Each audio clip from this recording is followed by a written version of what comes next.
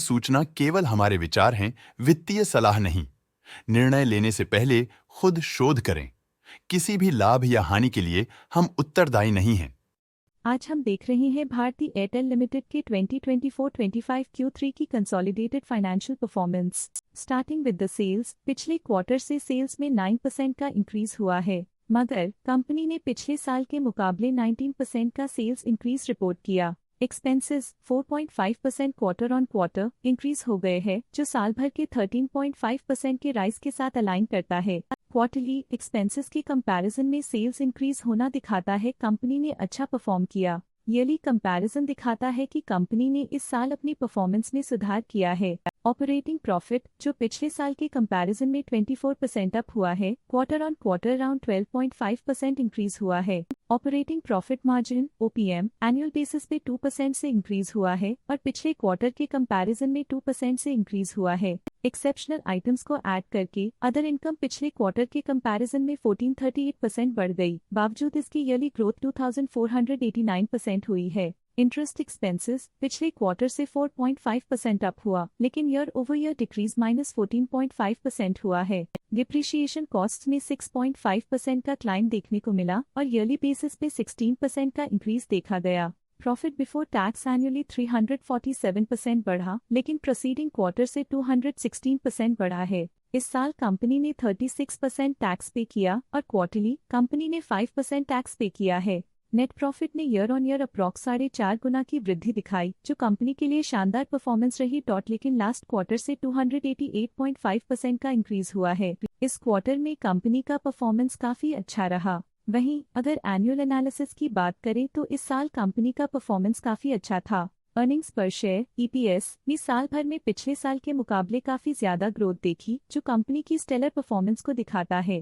Quarterly में EPS की approx 4 गुना की बढ़ोतरी हुई, जो कंपनी की बढ़िया परफॉर्मेंस को दिखाता है। इस क्वार्टर में कंपनी का EPS काफी अच्छा रहा। भारती एयरटेल लिमिटेड के फाइनेंशियल स्नैपशॉट को रिव्यू करते हुए कुछ मुख्य ट्रेंड्स सामने आए हैं, जो कंपनी की परफॉर्मेंस पे रोशनी डालते हैं। दिसंबर 2021 से दिसंबर 2024 तक भारती एयरटेल लिमिटेड की फाइनेंशियल जर्नी में सबसे पहले बात करते हैं सेल्स की। इस साल सेल्स में 9.5% की वृद्धि हुई है और पिछले 4 सालों में 47% की वृद्धि हुई है, जो एक निरंतर अपवर्ड ट्रेंड को दर्शाता है।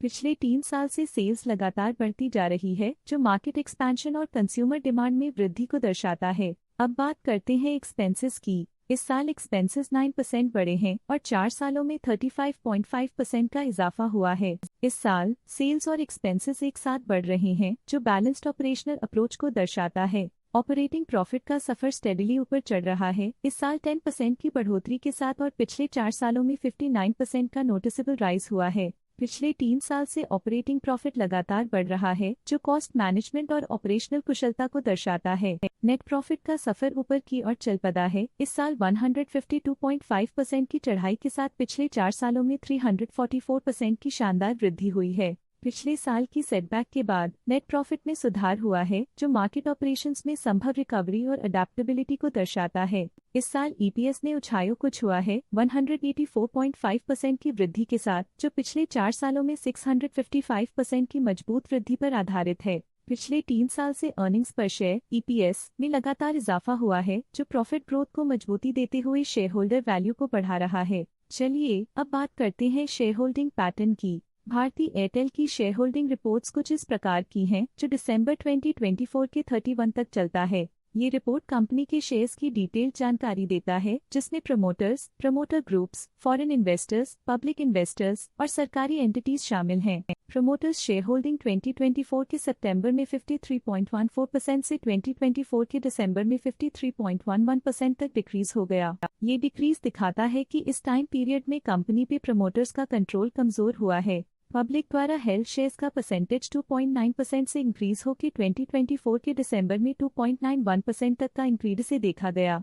ये चेंजेस स्टेट है कि पब्लिक की इन्वेस्टमेंट कंपनी में क्वार्टर टू क्वार्टर इंक्रीज हुई है। DII डोमेस्टिक इंस्टीट्यूशनल इन्वेस्टर्स ने अपना शेयर होल्डिंग सितंबर 2024 में 18.82% से दिसंबर 2024 में 19.63% तक इंक्रीज किया। ये बताता है कि डोमेस्टिक इंस्टीट्यूशंस ने कंपनी में अपना इंटरेस्ट 0.81% तक इंक्रीज किया है।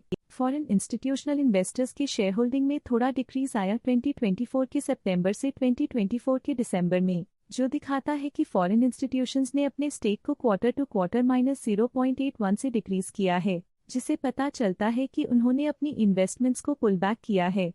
ये था कंपनी का करंट शेयर होल्डिंग पैटर्न। अब नजर डालते हैं भारती एयरटेल के स्टॉक रिकमेंडेशन पे। लोटस स्टॉक का करंट प्राइस 1638.75 रुपीस चल रहा है। ICICI सिक्योरिटीज ने स्टॉक की बाय रिकमेंडेशन दी थी। उन्होंने स्टॉक का टारगेट प्राइस 1875 का अनुमान लगाया था। रिकमेंडेशन के समय स्टॉक का प्राइस 1627.45 चल रहा था, जो करंट प्राइस से 15.3% अप है। जियोजित फाइनेंशियल सर्विसेज ने स्टॉक की बाय रिकमेंडेशन दी थी।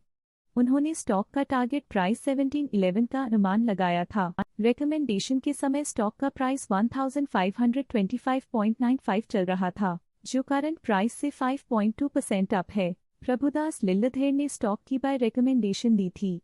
उन्होंने स्टॉक का टारगेट प्राइस 1782 का अनुमान लगाया था। रिकमेंडेशन के समय स्टॉक का प्राइस 1633.6 चल रहा था, जो करंट प्राइस से 9.6% अप है। शेर खान ने स्टॉक की बाय रिकमेंडेशन दी थी। उन्होंने स्टॉक का टारगेट प्राइस 1870 का अनुमान लगाया था। रिकमेंडेशन के समय स्टॉक का प्राइस 1636.85 चल रहा था, जो करंट प्राइस से 15% अप है। मोतीलाल ओसवाल ने स्टॉक की बाय रिकमेंडेशन दी थी।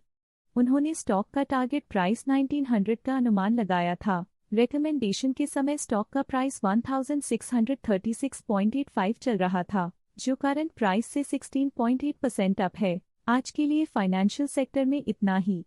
देखने के लिए धन्यवाद। स्टॉक लेटेस्ट न्यूज अपडेट के लिए चैनल को सब्सक्राइब करें और वीडियो को लाइक एंड शेयर करें।